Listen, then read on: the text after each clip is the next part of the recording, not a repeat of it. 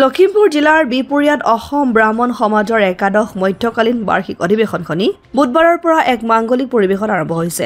বিপুৰীয়া নগৰৰ ৯ নং ৱাৰ্ডৰ শ্ৰী শ্ৰী বিষ্ণু মন্দিৰ প্ৰাংগণত বটবৃক্ষ ক্ষেত্ৰত আৰম্ভ হোৱা এই মধ্যকালীন অধিৱেশনৰ প্ৰথম দিনা বিয়লি যাজ্ঞিকসকলৰ মুণ্ডন অনুষ্ঠান, শ্ৰী শ্ৰী মহাবিষ্ণু যজ্ঞ আৰু উপনয়নৰ অধিবাস, বন্তি প্ৰজ্বলন আৰু সন্ধিয়াৰ পৰা আৰতি পৰ্ব সম্পন্ন হয়। বৃহস্পতিবাৰে পুৱাৰে পৰা এক ধৰ্মীয় মাংগলিক পৰিৱেশত যজ্ঞ আৰু উপনয়নৰ আভ্যুদয়িক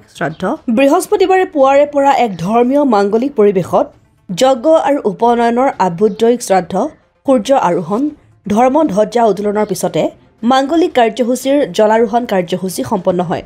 তাৰ পিছতেই অসমৰ বিভিন্ন জিলাৰ পৰা অংশগ্ৰহণ কৰা ১৯ গৰাকী ব্ৰাহ্মণৰ সন্তানক বৌদ্ধিক নীতি নিয়মৰ মাজেৰে উপনয়ন কৰোৱা হয়। ইয়াৰ পিছতেই আৰম্ভ হয় শ্ৰী শ্ৰী মহাবিষ্ণু যজ্ঞৰ। অসমৰ বিভিন্ন প্ৰান্তৰৰ ভকত আইমাতৃৰ উপস্থিতিত এক উদুলি মুদুলি পৰিৱেশৰ সৃষ্টি হৈছে যজ্ঞস্থলীত।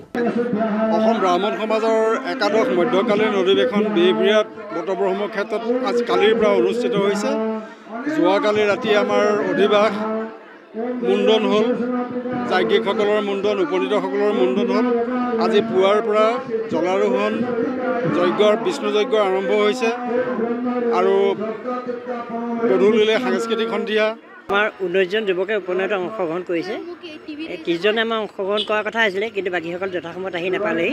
সেইকাৰণে আমি 19জন যুৱকক উপনয়ন কৰিছোঁ আৰু সেইখিনি অসমৰ বিভিন্ন ঠাই, কিন্তু ডুমডুমা আছে, মাজুলী আছে, গোগামুখৰ আছে ইত্যাদি বিভিন্ন ঠাইৰ পৰা আহিছে।